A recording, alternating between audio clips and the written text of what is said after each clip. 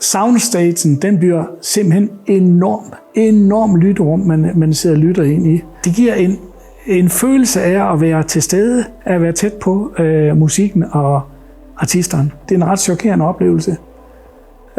Det har rystet mig adskillige gange.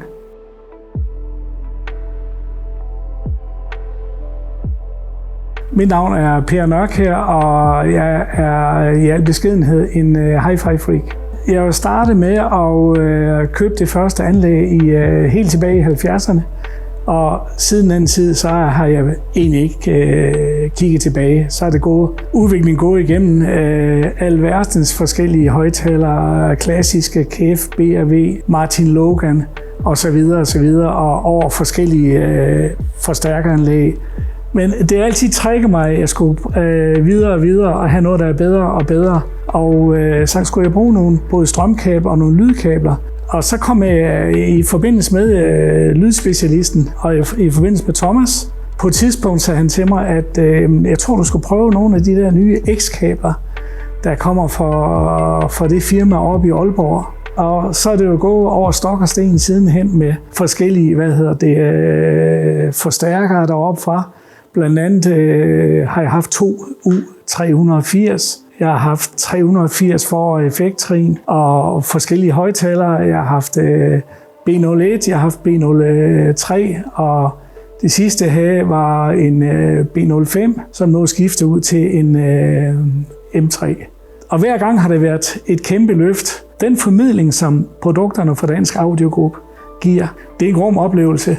Altså forstå rigtigt, det er en super oplevelse. At opleve, hvordan det i eget hjem kan løftes op til de højder, som det kan. Det er jo som at være til koncerten selv, når man hører en god indspilling. Og det er ligesom det, der driver værket. Det er simpelthen enestående. Og så vil vi ikke engang snakke om kabler endnu, fordi kabler, det er jo en videnskab. Ikke? Til at begynde med, så tænkte man, det kan ikke passe, at kabler kan betyde så meget.